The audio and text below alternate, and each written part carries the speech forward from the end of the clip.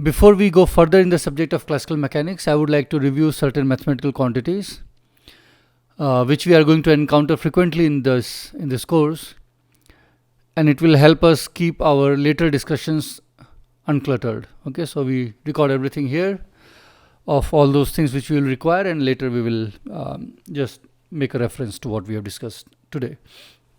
Okay, so that's the plan, and here is our whiteboard. So as you can see, I want to talk about matrices today. Most of the things you will be already familiar with, and maybe something not. But generally I will assume that you already know, and I'll go fast with that. Okay. But if you have not encountered certain things, you will still be able to understand from this discussion. Okay, so what I want to do is a quick recap.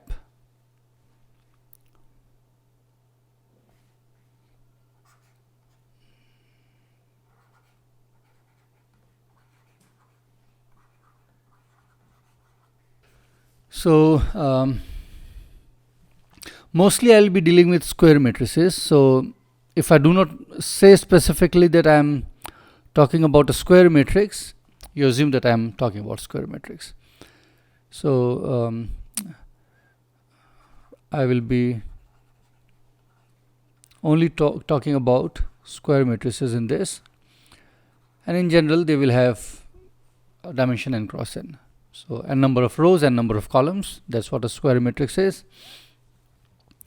And as you know that to a matrix you can define a transpose.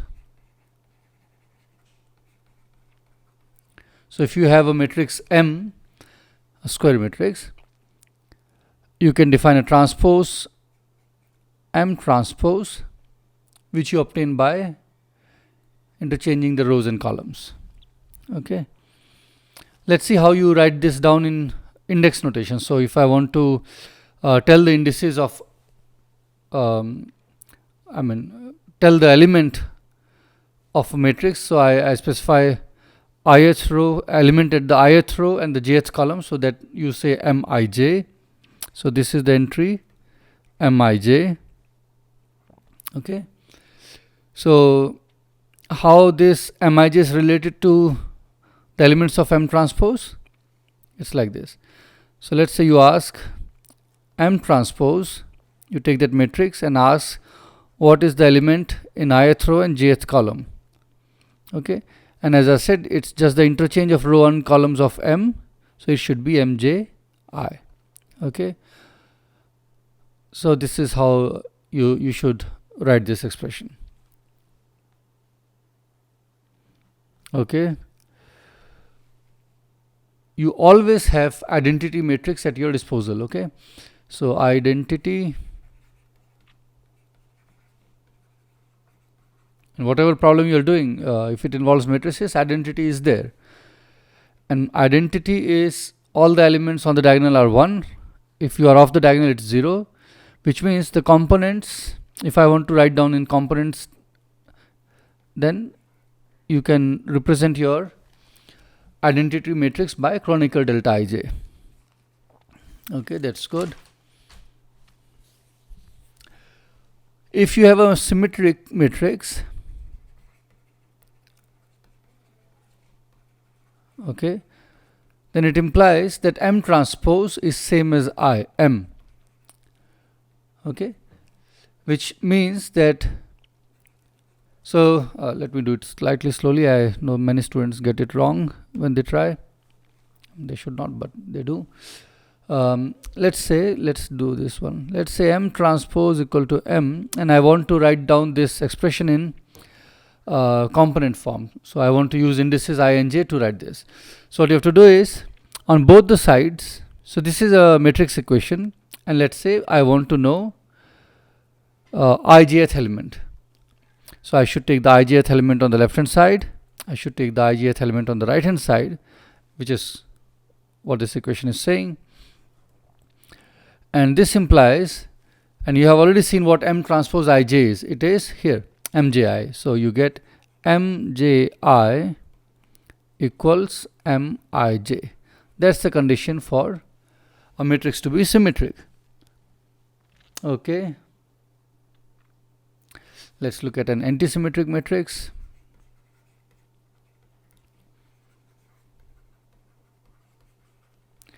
If you look at an antisymmetric matrix, so when you transpose, you get a minus sign. Okay, so you should have Mji equals minus Mij. That's good. Now that's easy. Let's go to the next, and you can say this is a theorem, of course, a simple theorem. Given any square matrix M, you can always decompose that matrix into a symmetric and antisymmetric part.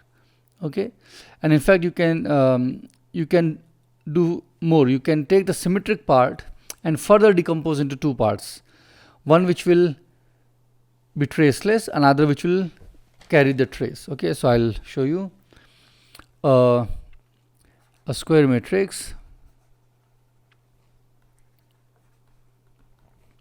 can be decomposed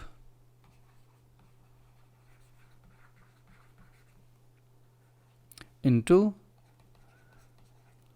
a symmetric matrix. I want to, as I said, I can decompose the symmetric part further, so into a symmetric traceless matrix, a matrix that will be proportional to identity, which you will see immediately why.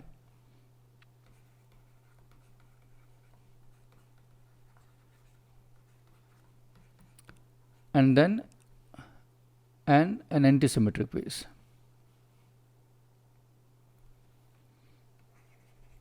Antisymmetric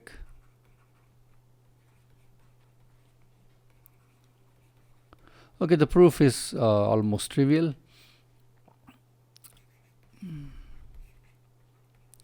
So let's say you have M, which is n cross n matrix. So I can write down M as M plus M transpose by 2 plus M minus M transpose over 2. Okay, so let's check whether it's fine. It's fine. So M transpose gets cancelled by M transpose here, and you have M by 2, M over 2, and they make M. So this is fine. Okay, this is your symmetric part, and this is your antisymmetric part. Why is it symmetric? Because if you take a transpose of this entire piece, you will get M transpose plus M, which is same as what you already have here. And if you take the transpose of this piece, you will get M transpose minus M, which is the negative of what you have here, and that's why it is antisymmetric. Okay, so in the component form, I can write this as Mij equals Mij plus Mji half. Okay, that's the first symmetric piece, and then you have Mij minus Mji over half, over 2. Okay, that's your antisymmetric piece. And as I said a couple of minutes ago, you always have identity matrix at your disposal. Okay, now identity matrix is a symmetric matrix. So out of this symmetric piece, okay, here I can take out or I can subtract any matrix which is proportional to identity. Okay, and filter that out. And what will be useful is to take out a matrix which is proportional to identity, of course, and the proportionality factor is the trace of M. Okay, so that's what we want to do. So let's have a look at it. So let's say look at this. identity, which is a symmetric piece, I multiplied with trace of M. Okay, now this is what I want to add and subtract in the above expression, but I have to be careful because let's say I multiply with some factor k and I will fix the factor k. That will be easier way of stating all this. So what I'm saying is I will write M, so I add here k times trace of M. Trace of M is some number, it's not a matrix, times identity. Because I've added this, I want to also subtract it so that I don't change the equation, times identity. Okay, that's good. Now let's see what the k is. From here, whatever k you take, it's all fine, but what I want to do is I want to club that term with this. Okay, and what I want to do is that this entire, this plus this, should be traceless. That's what I want to do, and that will fix the k for me.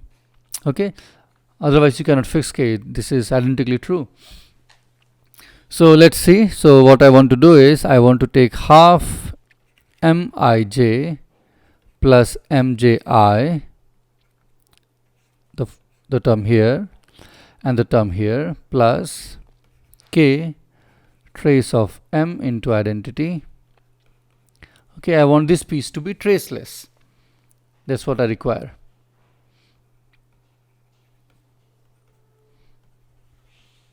Make this traceless.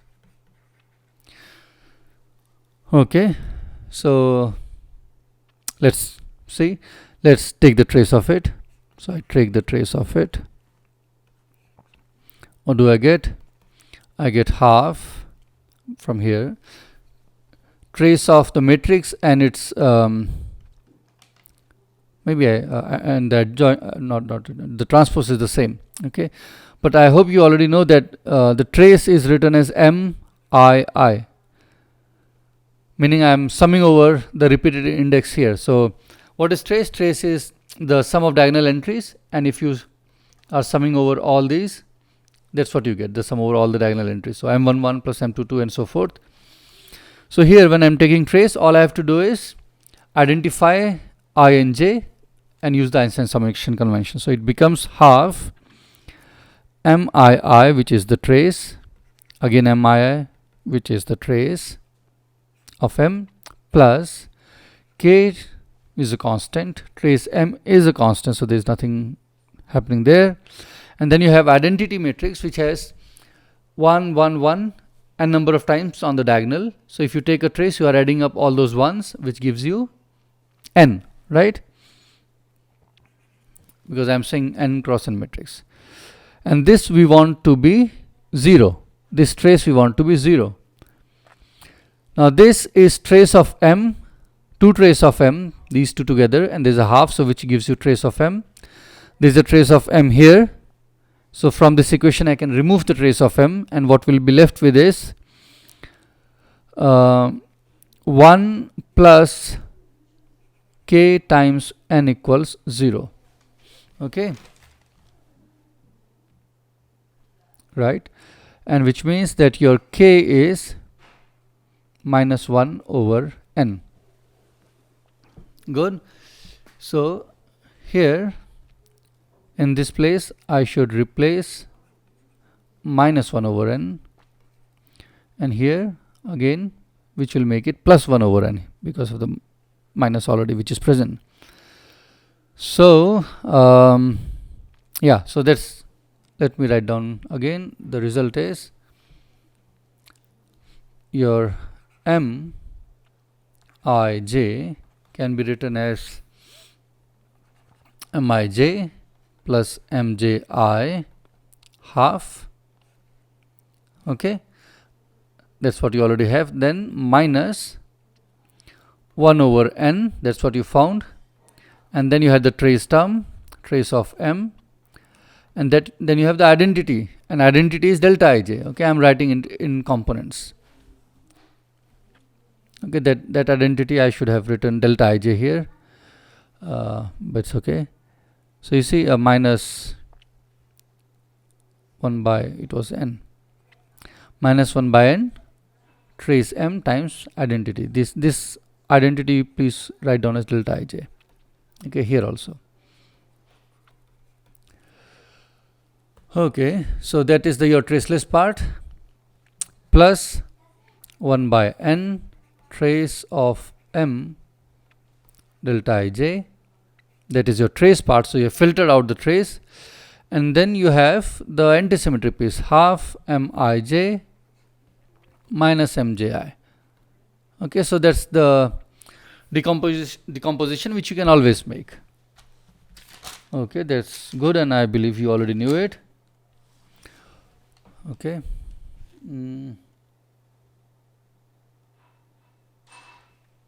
Now we want to talk about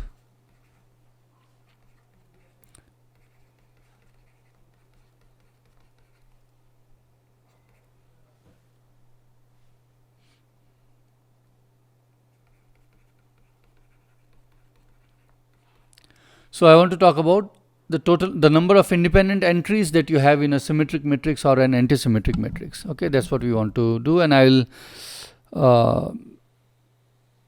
count these in two different ways. So first let's look at a symmetric matrix.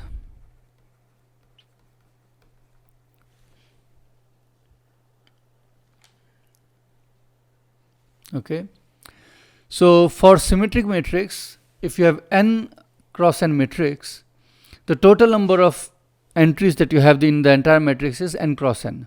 Okay, so total is n square.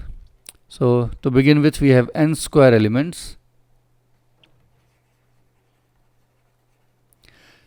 but of course not all of them are independent.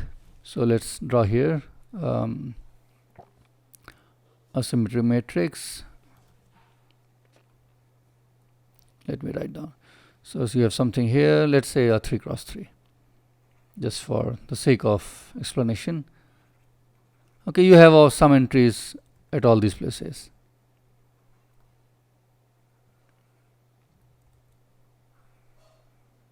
Okay. Now if this is symmetric, which means apart from the entries on the diagonal, whatever you have above, the same thing you have below. Okay, so this guy is same as that guy, this guy is same as that guy, and so forth. So if I can count how many entries are here, I'll be done. So how do I get this? So in total you have n square. If you count everything here, you have n square. So out of n square, you remove what you have on the diagonal. On the diagonal you have n entries, right? First, second, third, and so forth. So n square n is what you have other than the diagonal entries. Now you divide by 2, you get what you have in the upper triangle, upper half. So you divide by 2, which is same as n into n minus 1 over 2. So these are the total entries in the upper half, upper triangle. Okay, in the upper triangle. That's good.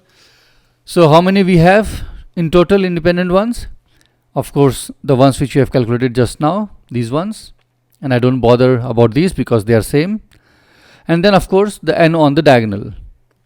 So I should take these n which are coming from the diagonal ones, and then these coming from here.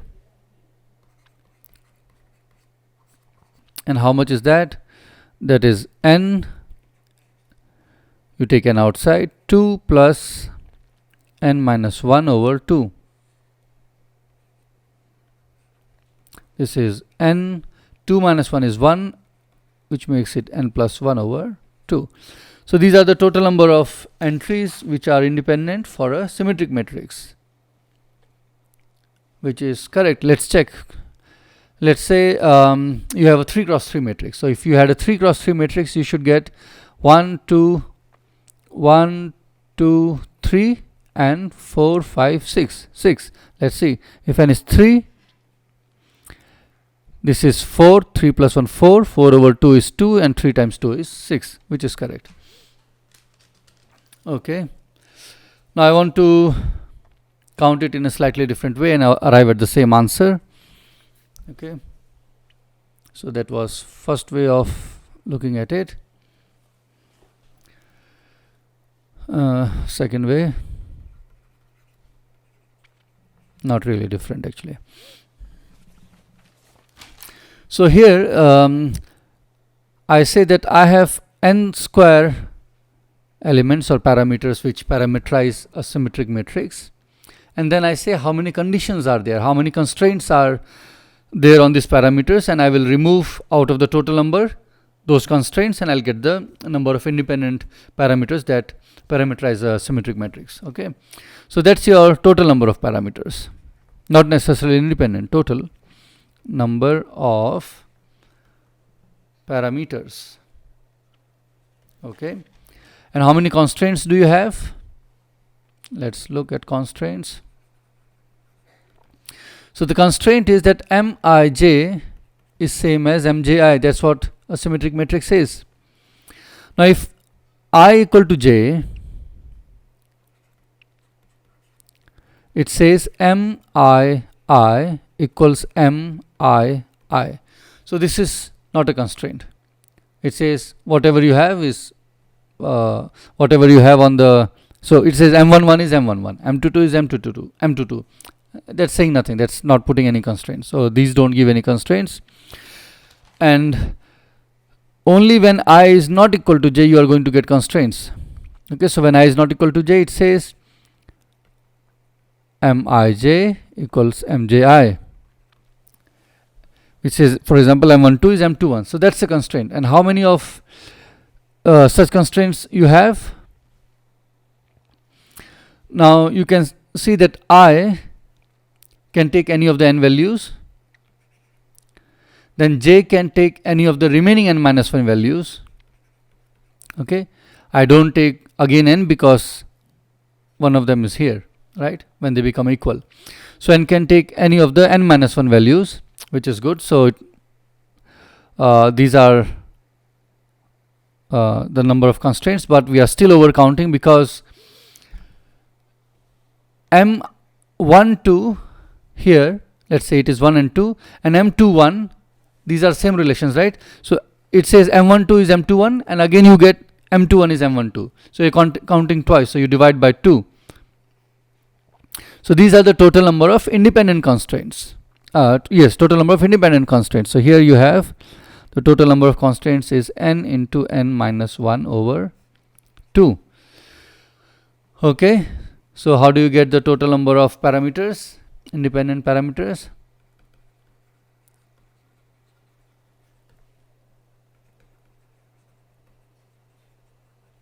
You get by taking the total number of parameters that you have minus the total number of constraint equations that you have, which is n into n minus 1 over 2. Let's see what that is. This is n. I have taken out common, and you have n minus n plus n minus n plus, sorry, that's what am I doing? Sorry. Okay, so I have taken n outside, so you have an n. This n is gone, so only minus. You have n minus 1 by 2. What am I doing? Yeah, sorry. N minus 1 by 2. That's correct. So you have n. 2n minus n gives you n. That makes a plus 1. And you have a half here, which is, let's see what you got earlier, n into n plus 1 by 2, which is same as before, right? So that's how you count for a symmetric matrix, that it has these many independent parameters. And for a anti-symmetric matrix, it is the same calculation, except for the fact that on the diagonal you have nothing. Okay, the diagonal entries are 0, so you remove those n entries. So let's see. So for an antisymmetric matrix,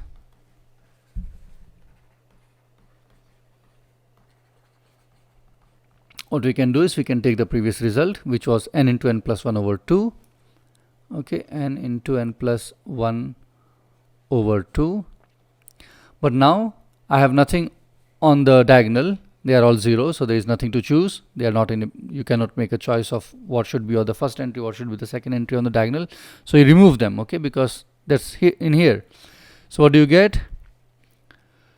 You take n outside, you have n plus 1 over 2 minus 1, which is n over 2, n plus 1 minus 2, which is n minus 1. Okay, so n into n minus 1 over 2, which is the correct result. And let's check. For a 3 cross 3 matrix, you should get only 3, what you have on the upper corner. Okay, so you put 3, n equal to 3. So you get 3 by 2 into 3 minus 1 is 2, 3. So it's correct. Okay, that's fine. Now I want to define what is a positive definite matrix. Maybe I should go to the next page. Okay. So I'll write down a Hermitian matrix. You know, Hermitian matrix is if you take the dagger of it, you get it back. So H dagger is H. And daggering involves doing a complex conjugation and the transpose, both. So here is a definition. Shall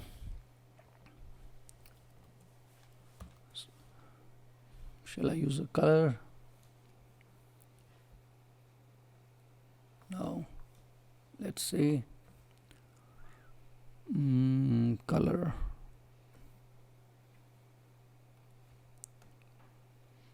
Okay. So positive definite matrix. And I will also look at positive semi-definite matrix. So anyway, let me define positive definite matrix first. Go back to black. So the definition is here. A Hermitian matrix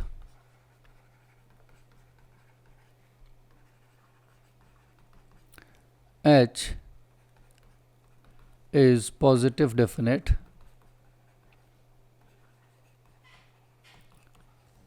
okay if for any non-zero complex column vector that you take, okay, and if you sandwich on the left hand side on the right hand side of H these column vectors, you should get a positive quantity. So let me be more precise here. If for any non-zero complex column vector Z, vector Z, H star, so H star is the complex conjugate of Z, sorry, not H, Z star is the complex conjugate of Z, H Z. If you calculate this, okay, so here is a matrix H, you on the right hand side you put a column matrix, on the left hand side you have put a row matrix after taking the conjugate, and I'm saying that no matter what Z you take,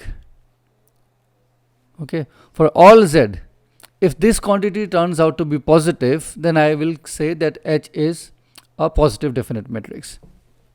So let me read. A Hermitian matrix H is positive definite if for any non-zero complex column vector Z, H star Hz is positive. Okay, that's the definition of it.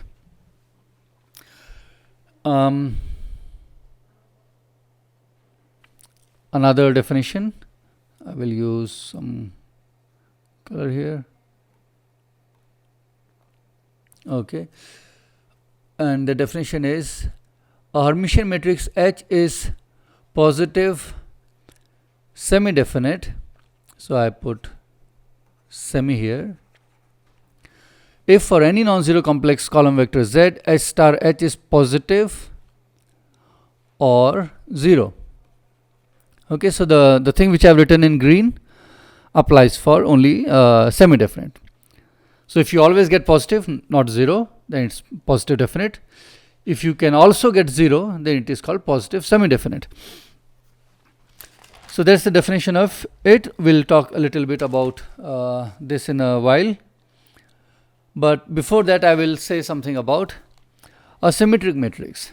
So, symmetric matrices are the brothers of or cousins of Hermitian matrices. So what is a Hermitian matrix in the complex world is a real matrix in a real world. Okay, world of real vectors.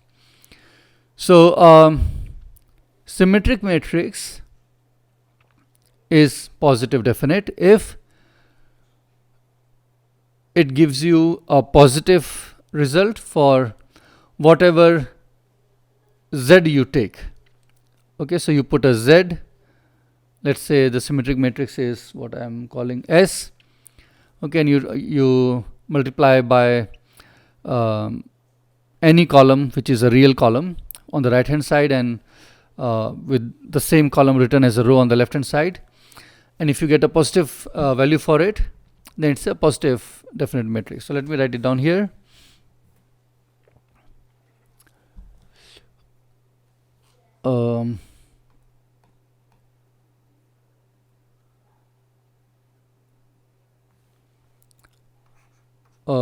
Real symmetric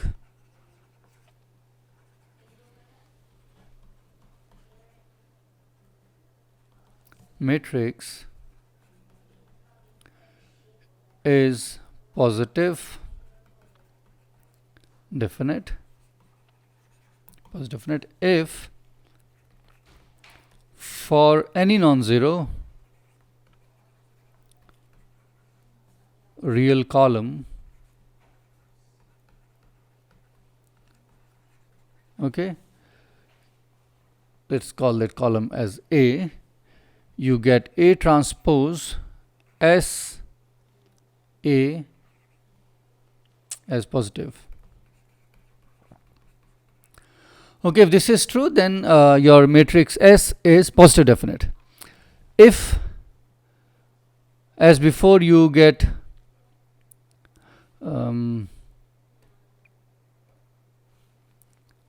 0 also, so let's say you can get 0 for certain vectors, then you call it as positive semi-definite or 0. Let me put it in brackets.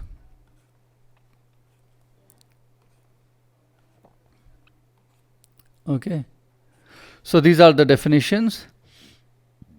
Now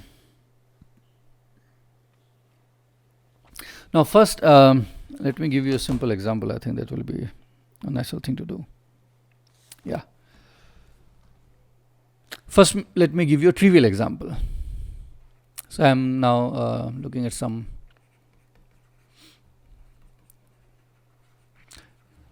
the trivialist symmetric matrix is the identity matrix, and this is positive definite. Okay, because if you take any non-zero vector, let's say x1, x2 and so forth, xn, and you have identity matrix here, and you have this column x1 to xn, what you get is x1 square plus x2 square, so and so forth, xn square.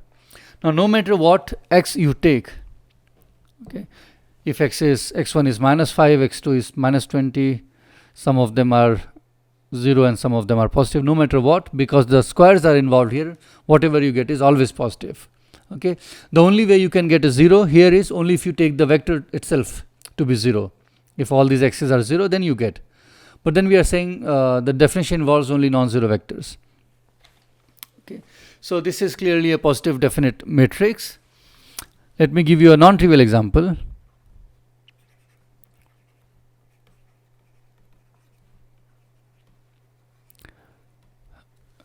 Please pay attention to the positive definite matrices, because we are going to utilize this later when we talk about small oscillations. Okay, so let's see here. So I take the matrix to be 1, minus 1, minus 1, and 1. Okay, let's see now what we get. So what you do is, let's sandwich x, y, or you could have written x1, x2, doesn't matter. 1, minus 1, minus 1, 1, and xy.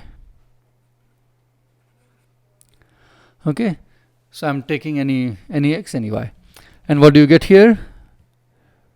You get here is x minus y square.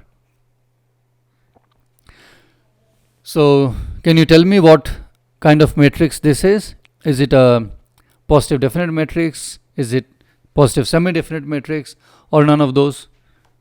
See, not every matrix will be a positive definite or positive semi-definite. They may be neither of these. So what do you think is the case here? So clearly,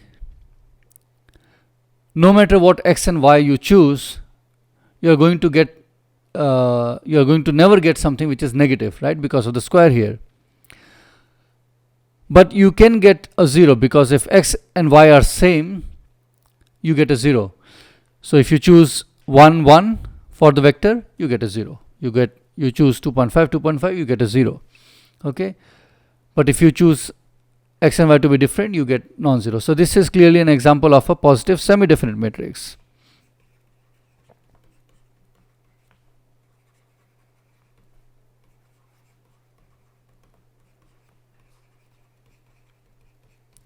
Okay, that's good. Now you may ask, what happens if I take a real symmetric matrix, which is let's say positive definite or positive semi-definite, and I sandwich between two, I put from the left a z star and from the right a z, and where z is a complex vector. What happens to that? Okay, do I get something complex? Do I get something real? Okay, can I say something about it being positive definite or not in the complex space? And that's what I want to show you now. And the algebra is again quite simple. So let's say I take a complex vector z, column vector, column vector, and let's say I am given a positive definite matrix. Forget positive definite, let's say a symmetric matrix S. Okay, we will not specify any property of S. So I just take S, which is just symmetric. I'm not assuming any other property right now. And let's look at the quantity Z star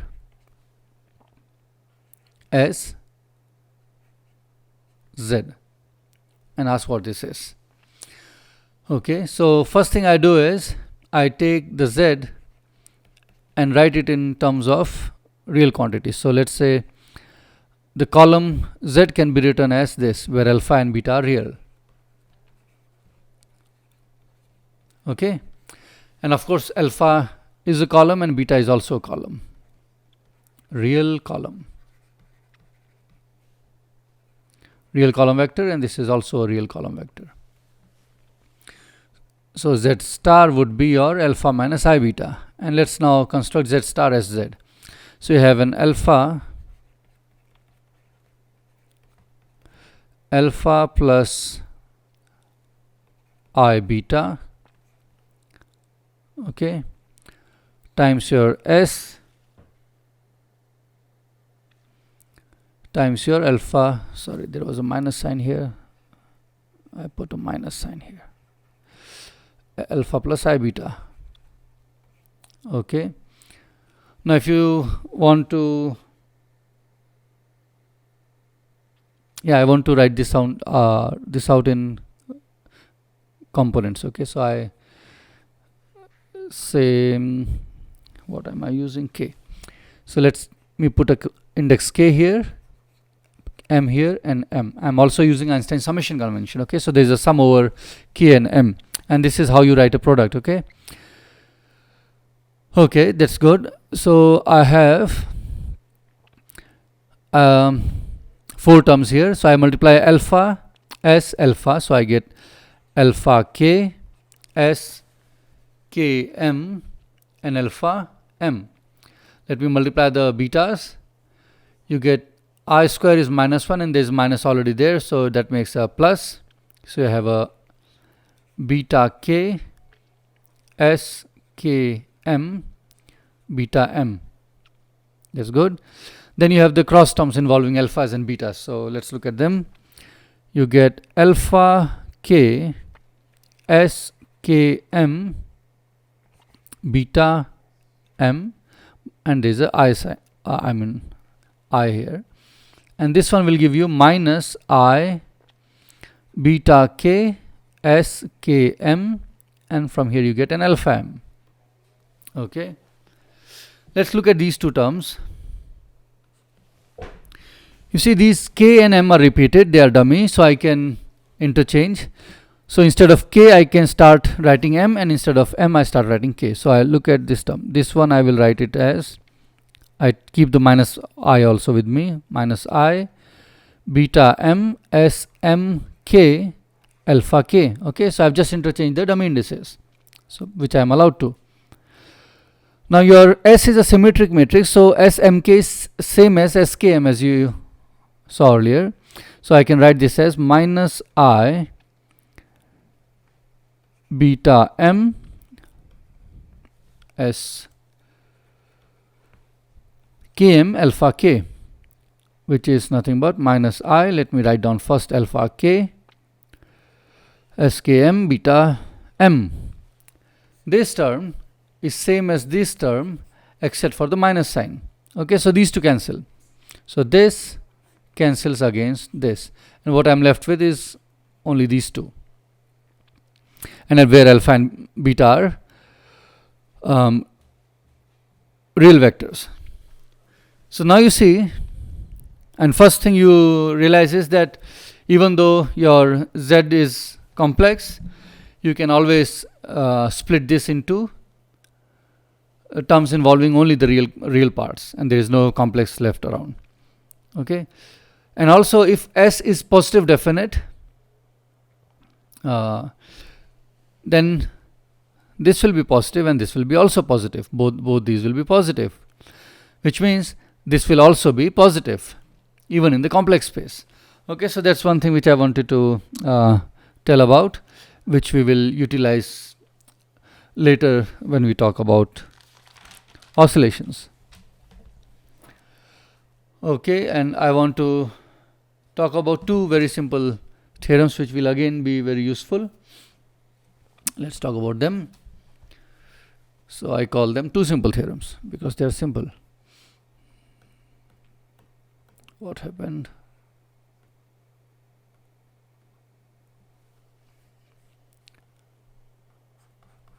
Two simple theorems. Okay. Theorem number 1. Maybe some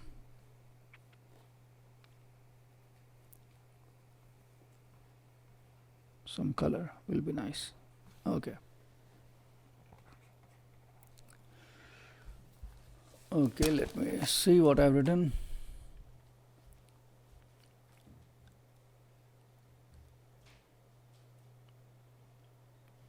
Okay, so let me write down. So the thing which I want to tell you here is the following. Let's say you are given some matrix, let's call it phi. Okay, and I want to multiply some constant in each column of the matrix. So you look at the matrix phi as a collection of columns. So column number 1, column number 2, column number 3, and so forth. And each column I want to multiply some number. So in the first column, let's say I want to multiply 2. In the second column, I want to multiply 3. In third column, I want to multiply 25. Okay, like this. So what should I do to get this? And similarly, given a matrix phi, I want to multiply certain numbers in each row. Okay, so first row I want to multiply something, second row something, and so forth. So that is what I am looking at. Let me write it down. Multiplying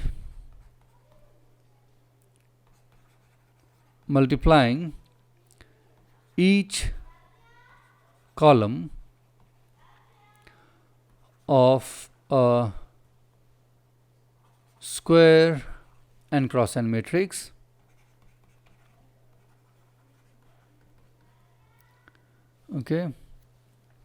phi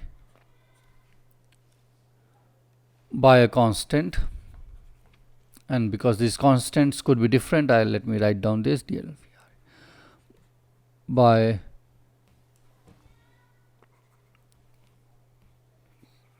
constants, can be achieved by multiplying your phi from right hand side on right hand side, not from, on right hands, on its right side, on its right side by a diagonal matrix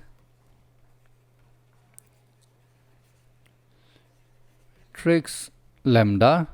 And what is that lambda? Lambda contains all the numbers which you want to multiply. So lambda is diagonal matrix with entries lambda 1, lambda 2, and so forth, lambda n. Okay, these are the lambda 1, lambda 2, these are the things which you want to multiply in each column. And what's the result?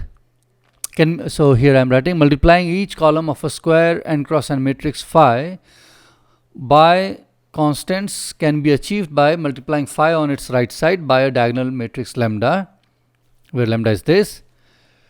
And how do you achieve it?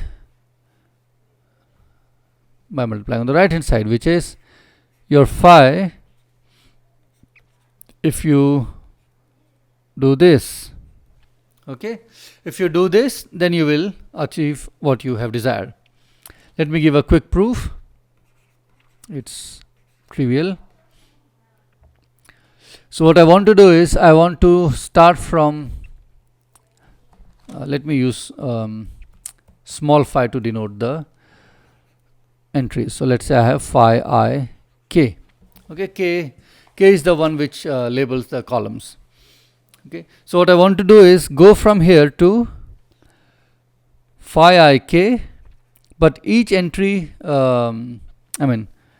each column gets multiplied by some k. So lambda k, right? K, remember, k labels the column, so that's why I'm multiplying by lambda k. That's good. That's what I want to achieve. And what is this? This right hand side I can write as, so there is no summation over k here. No summation over k, even though the k is repeated. That should be clear. Now I can write this phi I k as phi I L delta KL, or let me write LK. It's symmetric anyway, so I can write delta LK, and you already have a lambda k sitting with you. That lambda k is there. So phi IL delta LK makes phi IK. There is a summation over L which is there, but not over k. Let me make it explicit by putting summation over L. So you agree with this? Now this I define as some matrix capital lambda and L K. Remember, there's no summation over k, so that's why I'm able to put this two indices. See, this has two free indices, L and K, and that's why I can create this matrix capital lambda with two free indices L and K. Okay, so that is correct. And what is phi IL times lambda LK? This is just the rule for matrix multiplication, right? So I am summing over L. So this I write as phi times lambda, and we are here looking at I kth element. Okay, so that's good. If you want to multiply each column, that is what you should do. So create a matrix lambda which is diagonal, and put all the numbers which you want to multiply on the diagonal entries, and if you construct this quantity, that's what is going to give you what you desire. Okay, theorem number 2 should be obvious now. Multiplying each row of a square matrix phi n cross n by, again I put different in brackets, constants can be achieved